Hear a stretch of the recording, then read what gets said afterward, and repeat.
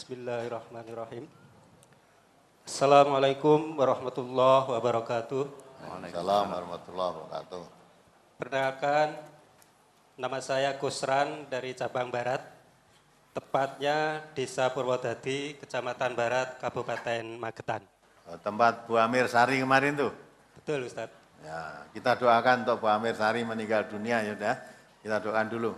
Allahumma firlah warhamha wa nawakrim nusulah wa jin maqala wa sirafi ma'i wa sajin wa baratin wa naqlih min khataya wa yunaqas sabul wa yati min tanas wa abtilataran khairan tahli wa alam khairan khairan. Ya, apa yang ditanyakan?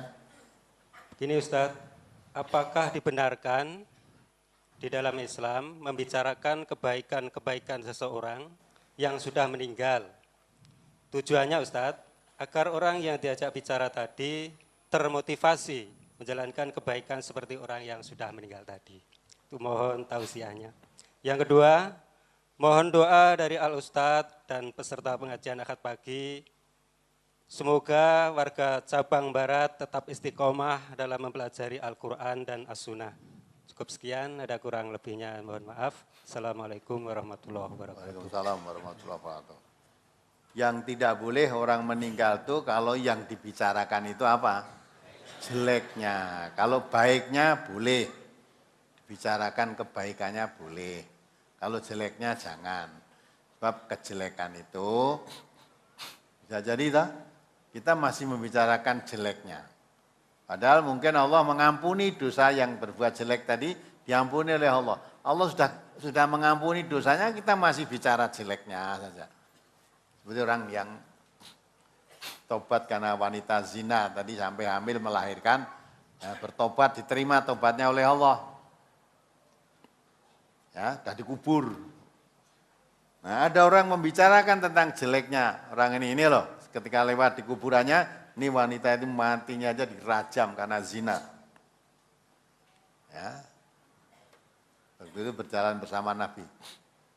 Dan Nabi nanya, siapa tadi yang bilang begini-begini? Saya Rasulullah, saya. Ketahuilah bahwa wanita ini sekarang sudah sedang merendamkan tubuhnya di bengawan surga. Dosa zina sudah diampuni oleh Allah karena taubatnya. Nah, dia sudah dikungkum di bengawan surga, kita masih membicarakan jeleknya saja. Maka jangan, itu jelek itu urusan dia dengan Allah. Nah, boleh bicara jelek. Kalau bicara baiknya untuk beri motivasi, boleh.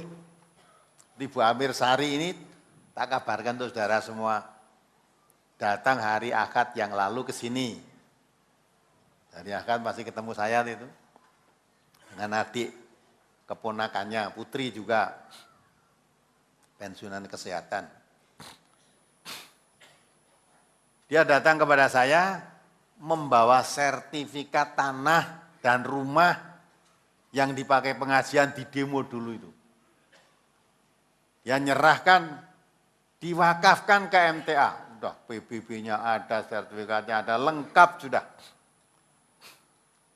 Karena dia nggak punya anak. Tak wakafkan di MTA, hanya saya minta tolong Ustadz, nanti setelah tak wakafkan ini, selama hidup saya numpang nunut di tempat MTA. Di tempat MTA sana, maksudnya itu kan diwakafkan ke MTA. Ya, jadi sudah jadi miliknya MTA, dia masih hidup akan nunut selamanya di situ selama hidup. Ya tak boleh kan? Ya boleh, baik. Nah, ya, baik kan? Udah saya enggak meninggal ya enggak akan bawa apa-apa, udah diwakafkan. Saksinya keponakannya itu, pensiunan kesehatan, putri juga. Dan ketika menyerahkan, dalam keadaan sehat walafiat, masih guyon kok. Terus dia minta pada saya, Ustadz, izinkanlah setiap Ahad pagi saya akan datang ke Solo terus, datang ke sini terus. Setiap Ahad pagi. Baiklah. Nah, udah. Terus pamit.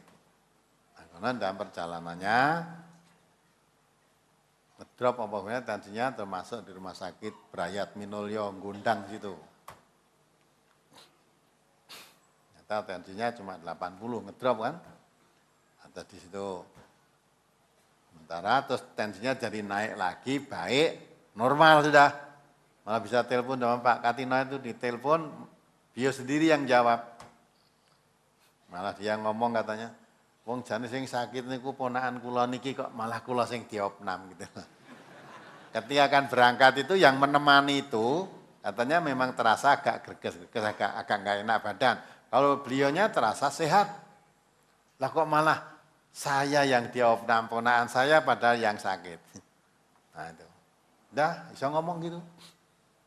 Tapi nggak tahu Allah mengendaki lain. Terus jam 3 sore ngedrop lagi masuk ICU. Singkatnya saja, terus tidak ada lagi sampai meninggal dunia. Jadi setelah menyerahkan, mewakafkan rumah dan pekarangannya semuanya kepada MTA, dia terus meninggal. Nah, itu baik kan? Nah sekarang secara resmi menurut hukum Islam, ya itu tanah itu sudah miliknya MTA. Saksinya keponakannya itu. Tapi menurut hukum negara kan harus diurus dulu, harus ada sertifikat nanti balik nama ke MTA sini. Dan nanti tergantung ahli warisnya. Kalau ahli warisnya mengerti, oh iya wong ini yang punya udah nyerahkan, ya sudah, tidak bisa ngudeli wong udah diserahkan dan menyerahkannya dalam keadaan sehat. Bukan wis megap-megap arep mati itu terus wis kono tak serahke kowe itu tidak diterima kalau begitu. Ya.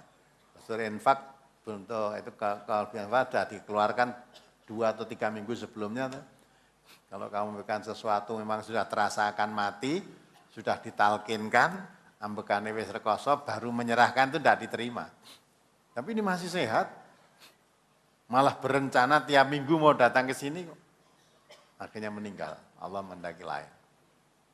Mudah-mudahan Allah membuka hatinya, keluarganya tidak mempersulit. Ya ini nanti tetap umpamanya, tetap keluarganya kuku tidak boleh ini ahli warisnya saya, ya sudah tidak apa-apa. Wong kita tidak punya itu ya tidak apa-apa. Tapi secara resmi itu yang punya sudah menyerahkan kepada MTA. Buktinya sertifikat itu di tangan saya. Ya aku ora sertifikatnya kalau tidak diserahkan apa aku yang ngomai kono tak jiko. Bukti penyerahnya mana? Gitu, sertifikat sudah di sini. Sak PBB-nya, ya, malah saksinya ada, keponakannya sekarang masih hidup juga. Tadi saksi, tambah lagi saksinya Ketua MTA Perwakilan Magetan Pak Yatno dan Pak Beno dari Magetan jadi saksi. Dari sini Pak Hadi, ya, Pak Harto waktu itu. Menjadi saksi. Penyerahannya itu saya terima. Dah, ada meninggal dunia. Nah, nanti kalau keluarganya sana mencari sertifikat, orang bakal ketemu neng kene kok. Nah, bukti kalau sudah menyerahkan loh sertifikatnya di sini. Padahal saya belum pernah ke sana kan, mungkin sertifikat jalan sendiri. Lah mesti ada yang membawa, yang punya ternyata. Itu serahkan pada saya. Nah itu contoh yang baik, boleh diceritakan kebaikannya ini. Nah mudah-mudahan dia termasuk husnul khotimah, nah, sekarang menjadi ahli surga, dia akan diganti oleh Allah, wabtilhu daron khairan min tarhi. Mudah-mudahan rumah yang diserahkan itu, dia nanti diganti oleh Allah rumah yang lebih baik daripada rumah yang ditinggalkan di dunia ini. Wa ahlan khairan min ahlihi, diberi keluarganya diganti dengan keluarga yang lebih baik daripada keluarga yang di dunia ini. Nah gitu. Apalagi? Terakhir nomor 11. Itu boleh tinggalkan ya. Ya. Silakan nomor 11. Ya itu tak mohon nasihat tadi saya katakan ya, bapak-bapak, ibu-ibu yang dari barat, percayalah kepada pertolongan Allah. Mohon pertolongan Allah. Untuk melaksanakan agama Allah itu jangan ragu-ragu. Udah. Ngaji jangan ragu-ragu. Apa yang sudah kita ketahui dalam kajian ini, kalau itu jelas-jelas perintah Allah, perintah Rasulullah dilaksanakan semaksimalnya. Kalau itu larangan Allah, larangan Rasulullah ditinggalkan semaksimalnya. Itu namanya orang yang bertakwa. Kalau orang sudah mencapai tingkat takwa, Allah berjanji, ya ja'alahu min amrihi yusro. Dimudahkan semua urusannya. Ya ja'alahu makhrajan. Diberi jalan keluar.